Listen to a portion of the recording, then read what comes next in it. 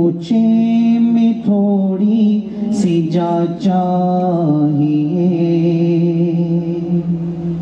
منتظر ہیں نگاہیں بسد سوز و شوق، منتظر ہیں نگاہیں بسد سوز و شوق، اب تو اذنی حضوری صبا چاہیے، اب تو اذنی حضوری صبا چاہیے،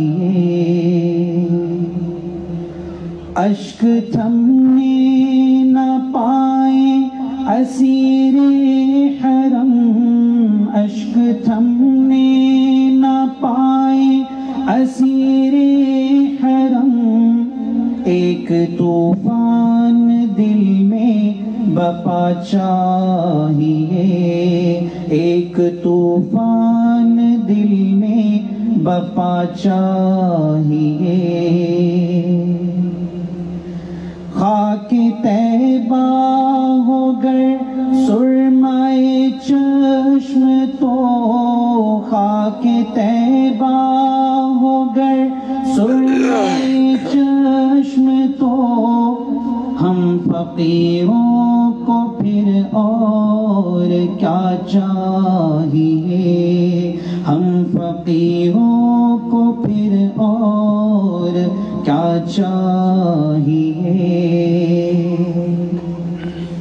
ہم جفاؤں کے صحرا میں ہیں یا نبی، ہم جفاؤں کے صحرا میں ہیں یا نبی، ایک وفاؤں کا در بس کشا چاہیے، ایک وفاؤں کا در بس کشا چاہیے،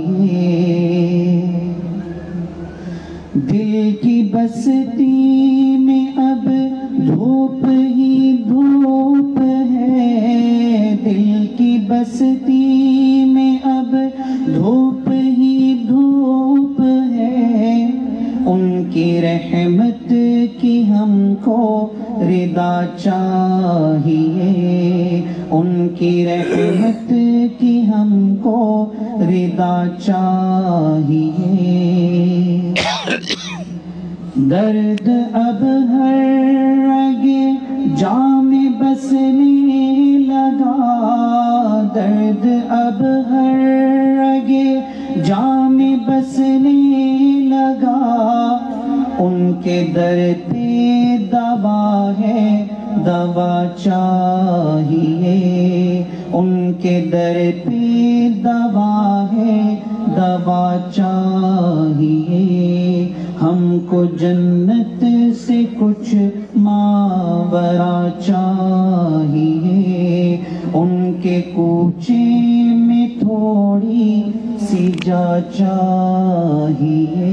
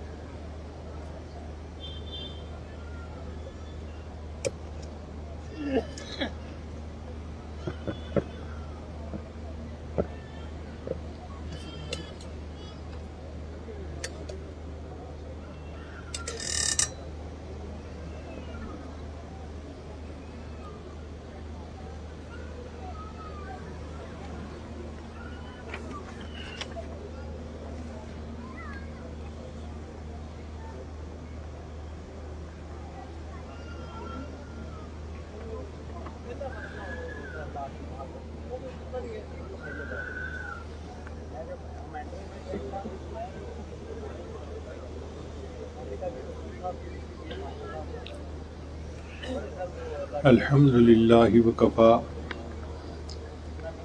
وسلام علی عبادہ الذین اصطفیٰ، اما بعد، اعوذ باللہ من الشیطان الرجیم، بسم اللہ الرحمن الرحیم ہن لباس لکم وانتم لباس لہن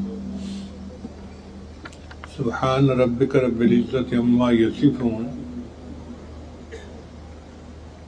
وسلام علی المرسلین والحمد للہ رب العالمین اللہم صلی علی.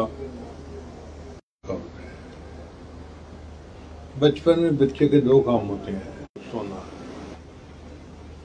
جو بچہ اچھی طرح فیڈ لے لے اور آرام کی نیند سو جائے تو ماں باپ بہت خوش ہوتے ہیں، دوسروں کو بتاتے ہیں جی کہ ہمارا بیبی بہت اچھا ہے، سوتا رہتا ہے، تنگ نہیں کرتا. پھر اس کے بعد ایک لڑکپن کا فیز شروع ہوتا ہے. اس میں بچے کی ایکٹیویٹی کچھ اور ہو جاتی ہے، وہ کھاتا پیتا بھی ہے، سوتا بھی ہے، مگر ساتھ کھیلتا بھی ہے. اب چونکہ وہ کھیلنا شروع کر دیتا ہے تو ماں باپ اس کے لیے کئی دفعہ ٹوائے روم بناتے ہیں، نئے نئے ٹوائز لے کے دیتے ہیں. اور جو بچہ اپنے ٹوائز کے ساتھ کھیلتا رہے تو ماں باپ بہت خوش ہوتے ہیں کہ ہمارا بچہ بہت اچھا ہے، اپنے کمرے میں 2-2 گھنٹے ٹوائز کے ساتھ کھیلتا رہتا ہے. اسی لڑکپن کے فیز میں ایک اور کام شروع ہوتا ہے جسے کہتے ہیں پڑھائی. اسکول کالج کی ہو یا مدرسے کی، بچے کو داخل کروا دیا جاتا ہے اور بچہ پڑھنا شروع کر دیتا ہے. جب پڑھائی شروع ہوتی ہے تو اب ماں باپ کو نہ کھانے پینے سے خوشی ہوتی ہے، نہ سونے سے خوشی ہوتی ہے، بلکہ اچھا پڑھنے سے خوشی ہوتی ہے. چنانچہ جو بچہ کلاس میں فرسٹ آئے، A+ نمبر لے، تو ماں باپ خوش ہو کر رشتہ داروں کو بتاتے ہیں کہ ہمارے بچے نے تو اتنے سبجیکٹ میں A+ لے لیے، ہمارے بچے نے کلاس میں ٹاپ کیا، اسکول میں ٹاپ کیا، اسکالرشپ لیا. یہ پڑھائی کا سلسلہ چلتا رہتا ہے حتیٰ کہ بچہ اسکول، کالج، یونیورسٹی سے فارغ ہوتا ہے. اس کے بعد پھر ماں باپ کو فکر ہوتی ہے کہ بیٹے نے اب یونیورسٹی پڑھ لی تو اب اس کو کوئی روزگار کا سلسلہ شروع کرنا چاہیے. اگر تو ماں باپ بزنس مین ہے تو وہ بچے کو اپنے ساتھ بزنس میں شامل کر لیتے ہیں، اگر انڈسٹریلسٹ ہیں تو بچے کو بھی فیکٹری میں ساتھ شامل کر لیتے ہیں، اور اگر وسائل اتنے نہیں ہیں تو بچے کو کہتے ہیں کہ بچہ کوئی جاب ڈھونڈو.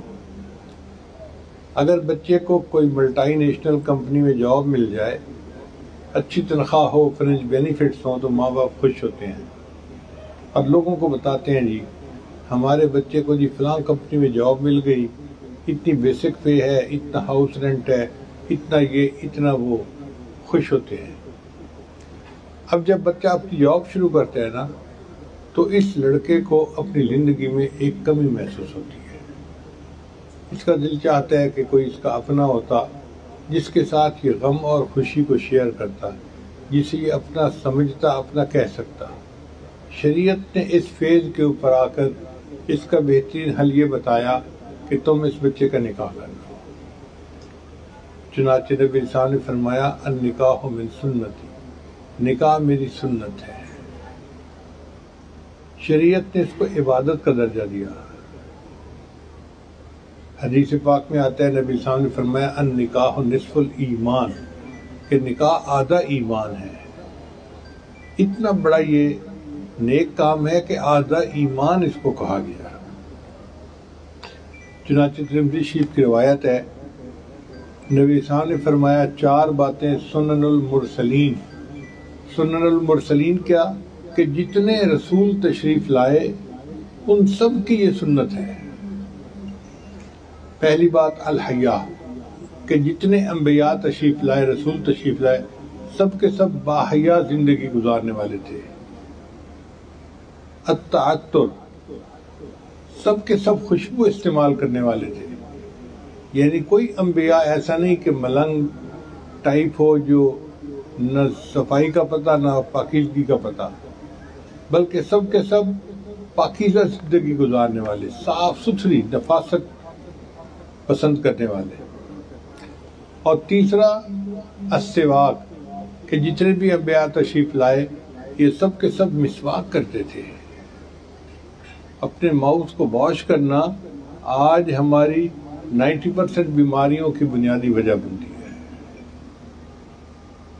اور چوتھی بات النکاح، کہ جتنے رسول تشریف لائے سب نے نکاح کیا، نکاح کے بغیر کسی نے زندگی نہیں گزاری۔ تو یہ 4 باتیں سنن المرسلین ہیں: حیا کی زندگی گزارنا، خوشبو لگانا، صاف ستھرا رہنا، مسواک کرنا اور نکاح کرنا۔ حضرت علی عنہ فرمایا کرتے تھے کہ میرے محبوب صلی اللہ علیہ وسلم نے مجھے 5 وصیتیں فرمائیں۔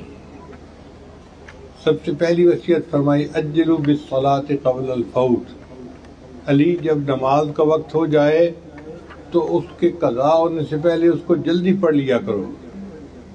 اجلوا بالتوبۃ قبل الموت، کہ موت سے پہلے پہلے توبہ کر لو اگر کوئی گناہ ہو زندگی میں۔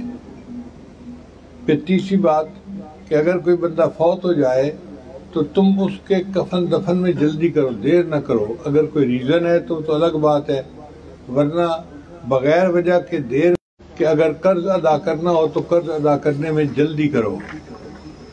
بعض لوگ قرض تو لے لیتے ہیں لیکن واپس کرنا بھول جاتے ہیں، شریعت اس کو پسند نہیں کیا۔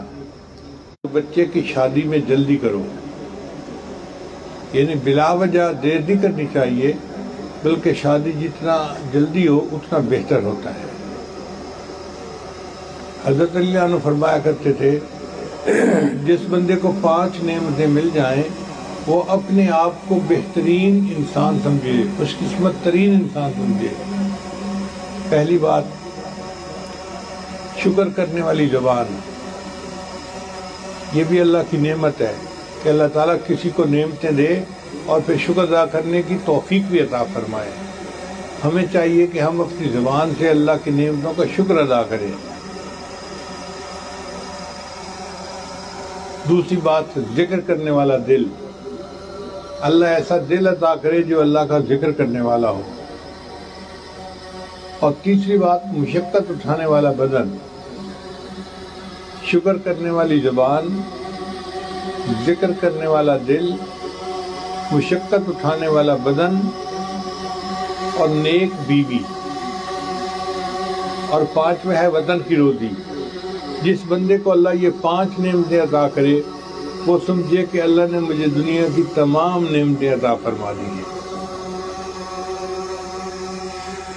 نبی علیہ السلام نے ہمیں شادی کے معاملے میں مزید بھی ہدایات دی، فرمایا کہ لوگ اپنے لیے بیوی کو پسند کرتے ہیں 4 وجوہات سے، یعنی لڑکی کو سلیکٹ کرنے کے جو پیرامیٹر ہوتے ہیں وہ 4 ہوتے ہیں۔ پہلا پیرامیٹر اس کا حسن و جمال۔ اکثر لوگوں کو دیکھا ہے کہ فقط حسن و جمال کو دیکھتے ہیں، دیکھنا چاہیے لیکن صرف اسی کے پیچھے فیصلہ نہیں کرنا چاہیے، اس لیے کہ شادی کے پہلے دن عورت کی شکل دیکھی جاتی ہے، پھر اس کے بعد پوری زندگی اس کی عقل دیکھی جاتی ہے۔ تو لڑکی کے اندر تعلیم بھی ہو، سمجھداری بھی ہو، اخلاق بھی ہو، سب چیزیں ہوں۔ فقط کئی نوجوان دیکھا ہے شکل پہ فریفتہ ہو جاتے ہیں، ماں باپ کو کہتے ہیں جی جو بھی ہے جیسی بھی ہے مجھے اسی سے شادی کرنی ہے۔ یہ تو ڈلتی چھاؤں کی مانند ہے۔ آج جو بندہ گلفام ہوتا ہے نا، چند سال کے بعد بڑھاپے میں اس کا چہرہ چھوارے کی طرح بنا ہوا ہوتا ہے۔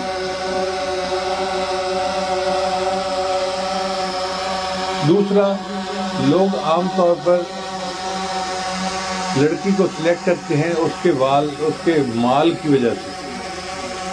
امیر باپ کی بیٹی ہے، امیر گھرانہ ہے، امیر خاندان ہے، تو لوگ ایسے گھرانے کو پسند کرتے ہیں۔ دیکھنا چاہیے کہ اللہ تعالیٰ آسودگی والی روزی ان کو عطا فرمائے، لیکن صرف اسی کو کرائیٹیریا نہیں بنانا چاہیے، اس لیے کہ مال تو ڈھلتی چھاؤں کی مانند ہے، جو شاخ نازک پہ آشیانہ بنے گا ناپائیدار ہوگا۔ آپ نے دیکھا ہوگا کئی مرتبہ ایک بندہ رات کو امیر ہے، صبح کو فقیر ہے، رات کو وزیر ہے، صبح کو اسیر ہے، رات کو وزیر اعظم، صبح کو اسیر اعظم، رات کو ملک کا صدر ہے اور صبح کو ملک بدر ہے۔ تو مال کا کیا بھروسہ، اس پہ نہیں صرف ریچھ جانا چاہیے۔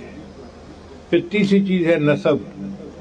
کہ بعض لوگ بڑے خاندان کو دیکھ کے لڑکی سے شادی کرتے ہیں، جی گھرانہ بڑا ہے. بھئی دیکھنا چاہیے گھرانہ، لیکن صرف اسی کو نہ دیکھیں، نسب کو. اس لیے کہ اگر لڑکی کے اپنے اخلاق اچھے نہیں، خاندان بہت بڑا ہے، تو بات ہوئی اونچی دکان اور پھیکا پکوان. اور چوتھی چیز، لڑکی کی اپنی نیکی، شرافت، اخلاق. نبی صاحب نے فرمایا تم اپنے لیے بیوی کو نیکی کی وجہ سے پسند کرو. اصل کرائیٹیریا جس کو زیادہ ایمفیسس دینا چاہیے وہ لڑکی کی شرافت، لڑکی کی نیکی، لڑکی کے حسن اخلاق ہیں، اور اس کے بعد باقی چیزوں کو بھی ساتھ دیکھنا چاہیے. دیکھیے نبی علیہ السلام نے ہمیں کیسے ان چیزوں میں رہنمائی فرمائی. اب جس طرح لڑکی کے اندر دیکھنا چاہیے، اسی طرح نبی علیہ السلام نے بتلایا کہ لڑکے کے اندر بھی کچھ خوبیوں کو دیکھنا چاہیے. مثلا سب سے پہلی چیز کہ لڑکے کے اندر سینس آف ریسپانسبلٹی ہونی چاہیے. بعض نوجوانوں کو دیکھا ہے کہ بہت ہی ریسپانسبل ہوتے ہیں، کوئی ذمہ داری قبول نہیں کرتے، گھر کے کاموں میں ذرا دلچسپی نہیں لکھتے. حالانکہ نبی علیہ السلام اپنی بیویوں کے ساتھ گھر کے کام کاج میں ہاتھ بٹاتے تھے، آٹا گوندتے تھے، بکری کا دودھ نکالتے تھے، گھر کے کام کاج کو اللہ کے حبیب صلی اللہ علیہ وسلم کیا کرتے تھے. لہذا یہ کام کاج میں حصہ لینا، دلچسپی لینا، یہ مرد کی ذمہ داری ہوتی ہے. پھر دوسری بڑی چیز کہ لڑکے کے اندر تحمل مزاجی ہونی چاہیے. تحمل مزاجی کہتے ہیں فوربیئرنس. ایک بندہ ہوتا ہے جو بہت ہی انسٹنٹینیس ریئیکٹ کرنے والا ہوتا ہے، ذرا سی بات ہوئی تو فوراً اس کے اوپر اس نے ریئیکٹ کر لیا. یہ اچھی چیز نہیں ہوتی.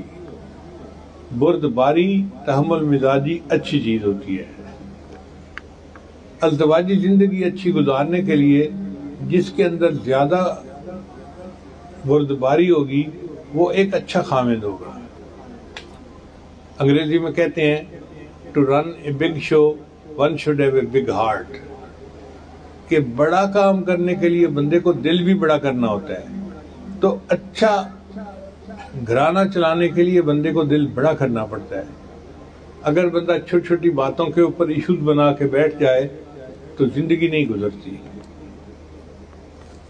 انسان کی زندگی میں خوشیاں بھی ہوتی ہیں، غم بھی ہوتے ہیں. انگریزی میں کہتے ہیں high winds blow on high mountains. اتنے اونچے پہاڑ ہوتے ہیں، ان پہ جھکڑ بھی اتنا ہی تیز چلتے ہیں. تو انسان کی زندگی میں کرائسس آ سکتے ہیں، مگر اچھا خامد، اچھی بیوی وہی ہوتے ہیں کہ جو اس کرائسس کو مینیج کرنا جانتے ہوں.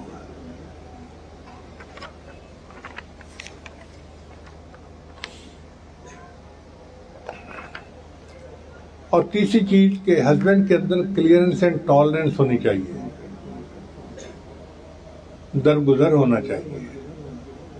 اگر بالکل زیرو ٹالرنس ہو جائے تو زندگی نہیں گزرتی. آج کل تو انڈسٹریل دور ہے. آپ اچھی طرح سمجھتے ہیں کہ جب کوئی مشین ڈیزائن کی جاتی ہے تو اس کے پارٹس کے اندر ٹالرنس ہوتی ہے، کلیئرنس ہوتی ہے.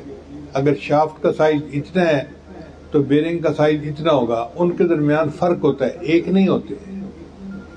وہ جو چند تھاؤزینڈ کا فرق ہوتا ہے اسی کی وجہ سے پھر وہ مشین چلتی ہے. اگر کلیئرنس زیرو کر دی جائے تو مشین جام ہو جائے گی اور زندگی اور نہیں کام کر سکے گی. اسی طرح پریکٹیکل لائف میں اگر انسان کے اندر کلیئرنس ٹالرنس زیرو ہو تو ازدواجی زندگی کا پہیہ جام ہو جاتا ہے اور انسان کی زندگی اچھی نہیں گزرتی. انسان ہے، کبھی کوئی موڈ ہے، کبھی کوئی کیفیت ہے، تو دوسرے بندے کو مارجن دینا چاہیے. انگریزی میں کہتے ہیں اللہ gives and forgives, man gets and forgets. اللہ دیتا بھی ہے اور معاف بھی کر دیتا ہے، اور بندوں کا یہ حال ہے کہ وہ لیتے بھی ہیں اور بھول بھی جاتے ہیں.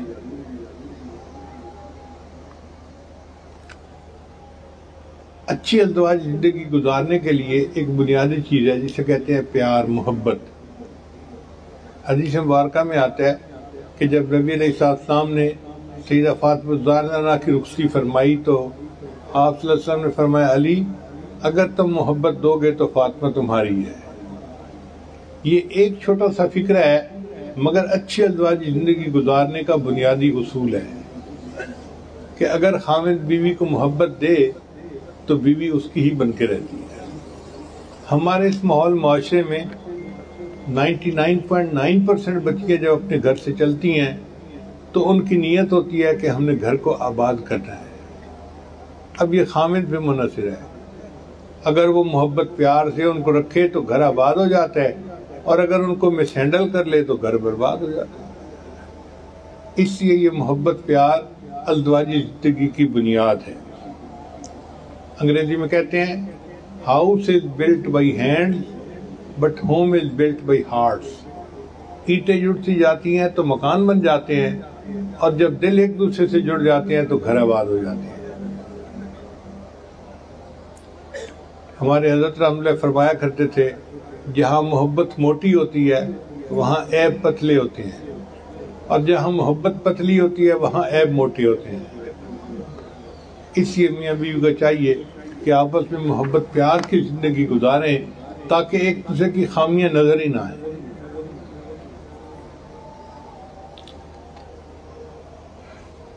ایک اور نقطہ سمجھنے والا ہے، مکھیاں دو طرح کی ہوتی ہیں، ایک ہوتی ہے شہد کی مکھی اور ایک ہوتی ہے گندی مکھی۔ گندی مکھی کو ہمیشہ گند کی تلاش ہوتی ہے، پورے صاف ستھرے گھر کو چھوڑ کر جہاں کچرا پڑا ہوگا نا یہ گندی مکھی آپ کو وہاں نظر آئے گی۔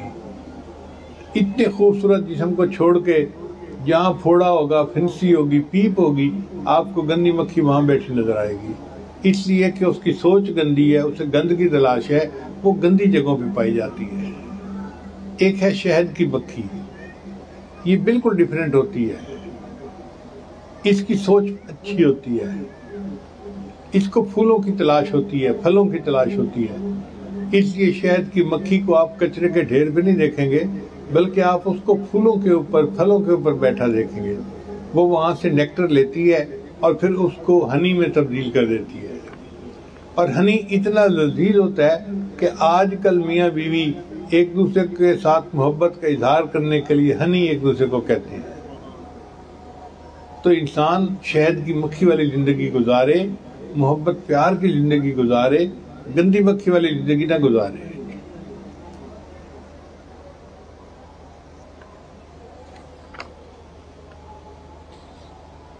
شریعت نے کہا کہ شادی سے پہلے بندے کا ایک باپ ہوتا ہے اور ایک ماں ہوتی ہے۔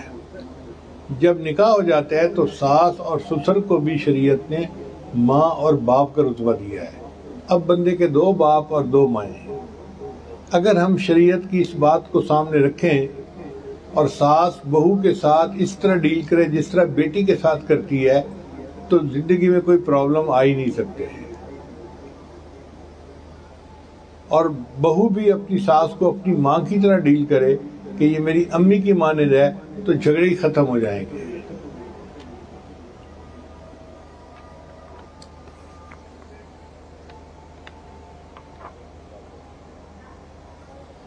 نبی علیہ السلام نے ایک بہت ہی خوبصورت بات فرمائی، ارشاد فرمایا کہ جب خاوند اپنی بیوی کو دیکھ کر مسکراتا ہے اور بیوی اپنے خاوند کو دیکھ کر مسکراتی ہے، اللہ تعالیٰ ان دونوں کو دیکھ کر مسکراتے ہیں۔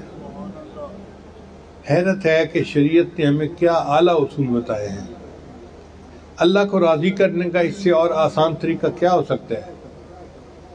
خاوند بیوی کو دیکھ کے مسکرائے اور بیوی خاوند کو دیکھ کر مسکرائے تو اللہ تعالیٰ ان دونوں کو دیکھ کر مسکراتے ہیں۔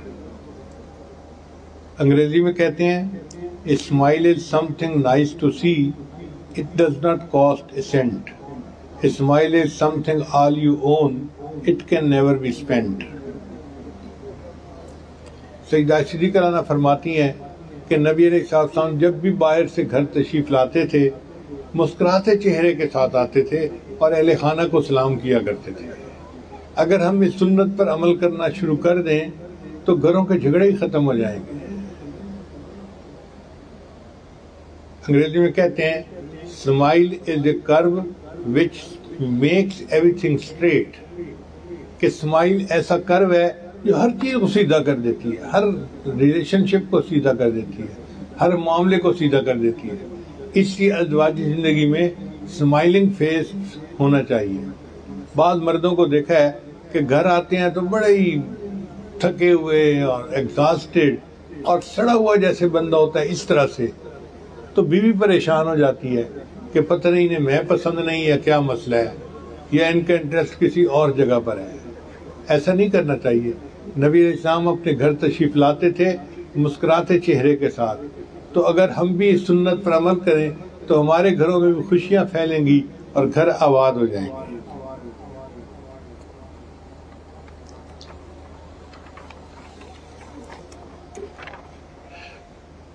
میں اپنی بات کو اب مختصر کرتا ہوں. 12 golden rules of happy married life. ازدواجی زندگی کے 12 سنہری اصول. پہلا اصول، neglect the whole world rather than each other.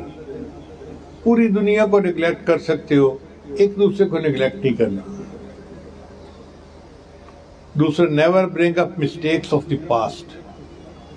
یہ بہت سنہری اصول ہے کہ میاں بیوی کبھی بھی پاسٹ کی جو مسٹیکس ہیں ان کو دوبارہ ایک دوسرے سے ڈسکس نہ کریں.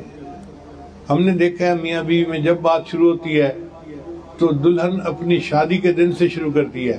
جب میں دلہن بنی تھی اور یہ مجھے لینے آئے تھے تو اس وقت یہ ہوا تھا. بھئی ہو گیا تھا، ختم کرو، اب مٹی ڈالو، اب زندگی گزارنے کی کوشش کرو. مگر پرانی باتوں کو نکال کے گڑے مردے کو نکالنا یہ زندگی کو مشکل میں ڈال دیتا ہے. تیسرا اصول، if you have to criticize, do it lovingly. اگر کبھی کرٹیسائز کرنے کی ضرورت بھی پیش آ جائے تو بندہ پیار سے بات کرے، محبت سے بات کرے، حتیٰ کہ دوسرے کا دل خوش ہو جائے. چوتھا اصول، never both be angry at the same time. یہ بہت اہم اصول ہے کہ کبھی بھی میاں بیوی کو ایک وقت میں غصے میں نہیں آنا چاہیے. اگر خامد غصے میں ہے تو بیوی کو چاہیے کہ بالکل کول ہو جائے، اور اگر بیوی غصے میں ہے تو خامد بالکل کول ہو جائے. زندگی اچھی گزرے گی. خامد بیوی کو منا لے تو بھی جیت ہے، اور بیوی خامد کو منا لے تو بھی جیت ہے. ہار نہیں ہوتی میاں بیوی کا ایک دوسرے کو منا لینا یا ایک دوسرے سے سوری کر دینا. کہ چھٹا اصول، if one of you has to win argument, let it be your partner. اگر کسی ایک کو ون کرنا ہے نا بحث میں تو کوشش کرو کہ تمہارا پارٹنر ون کرے، اس کو خوشی ہو. ساتواں اصول، never go to sleep with an argument unsettled. اگر کوئی بحث ہو گئی، بات ہو گئی اور سیٹل نہیں ہو رہی تو اس کو سیٹل کر کے سوئیں. بغیر سیٹل کیے نہیں سونا چاہیے میاں بیوی کو. بالفرض ایسی بات ہے کہ کوئی فیصلہ ہو ہی نہیں پا رہا تو آپ آپس میں ایک دوسرے کو کہیں، اچھا let us agree on being disagree today. آج ہم ڈس ایگری کرنے کے اوپر ایگری کرتے ہیں. یہ بھی تو ایگری کر رہے ہیں نا، مگر ایگری کر کے سوئیں، ڈس ایگری کر کے نہ سوئیں، چونکہ پھر شیطان دلوں میں نفرتیں ڈال دیتا ہے اور فاصلے پیدا ہو جاتے ہیں.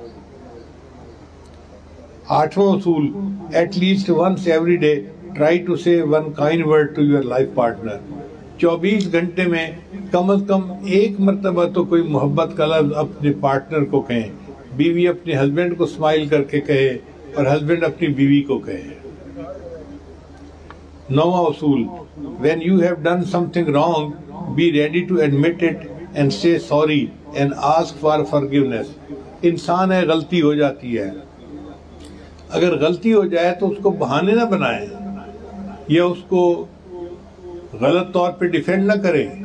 ریڈی ہو جائے، جی ہم میں نے ایکسیپٹ کرنا ہے، جی مجھ سے غلطی ہوئی اور میں سوری کرتا ہوں اور آئندہ ایسا نہیں ہوگا.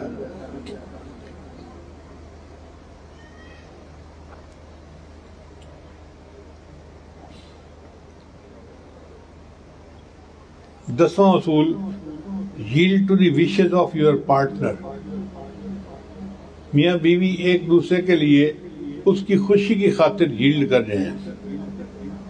Don't forget that jokes and gifts play amazing role in strengthening the love bond of husband and wife. اچھے میاں بیوی ایک دوسرے کے ساتھ جوک بھی کرتے ہیں، ایک دوسرے کو گفٹ بھی ایکسچینج کرتے ہیں اور ایک دوسرے کے ساتھ محبت پیار کو اور بڑھاتے ہیں۔ نبی علیہ السلام نے فرمایا تہادو تہابو، تم ایک دوسرے کو گفٹ دیا کرو، ہدیہ دیا کرو، اس سے محبت بڑھتی ہے۔ زندگی گزارنے کا 11واں اصول، if you have the choice between making yourself or your spouse look good, choose your spouse۔ اور 12واں اصول، never meet without a smile on your face۔ کبھی بھی ایک دوسرے سے نہ ملیں مگر اس حال میں کہ چہرے کے اوپر اسمائل ہونی چاہیے۔ ایک واقعہ سنا کے میں بات کو مکمل کرتا ہوں۔ یہ کافی سال پرانی بات ہے۔ اس وقت نواز شریف صاحب پرائم منسٹر تھے ملک کے، اور کوئی بزنس مین سے ان کا کوئی ٹیکس کا مسئلہ تھا اور تاجر حضرات ہڑتال پہ تھے، کوئی فارم پر کرنے کا مسئلہ تھا اور مستقل ہڑتالیں چل رہی تھیں۔ اس زمانے میں ایک میاں بیوی تھے کراچی میں، مہمن لڑکے تھے، لڑکی تھی۔